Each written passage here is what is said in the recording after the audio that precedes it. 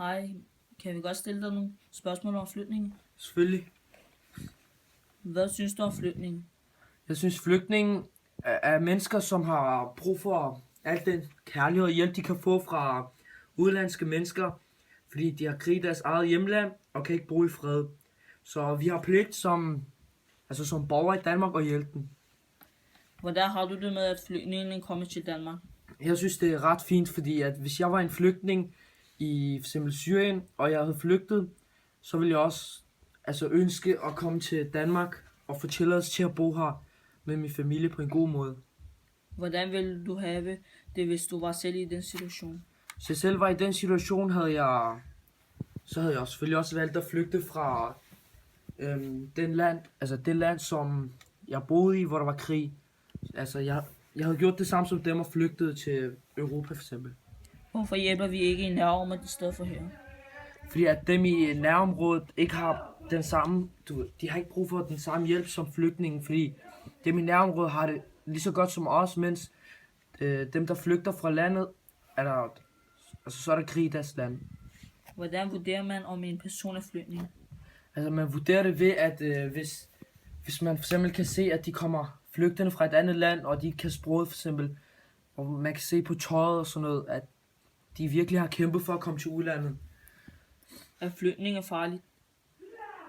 Flygtninge er på ingen måde farlige, fordi at det er personer som os, som bare vil væk fra deres land, fordi alt den krig. Fortjener flygtninge om at komme til Danmark? Ja, det synes jeg, de gør, fordi at hvis jeg var en flygtning, ville jeg også have, at Danmark for eksempel accepterede mig, og ville have mig med ind i deres land, for alt den krise og kaos, der er i hjemlandet. Hvorfor hjælper vi ikke andre mennesker i verden i stedet for flygtninge? Jeg synes, at flygtninge mere har brug for hjælp end alle andre mennesker, for de har det hårdere og sværere end de mennesker, som ikke er flygtninge. Hvor meget bruger den danske samfund på flygtninge? Jeg synes ikke, de bruger særlig meget tid og sådan noget på flygtningerne, fordi de bruger bare ikke lige så meget tid. De er sådan lidt ligeglade, fordi de ikke selv har det lige så dårligt som dem. De sætter sig ikke i samme situation. Hej, vi vil spørge, om vi gerne må interviewe dig. Ja. Det handler om flygtninge, og det første spørgsmål handler om, hvorfor tager de fleste flygtninge til Skandinavien, Norge, Sverige, Danmark?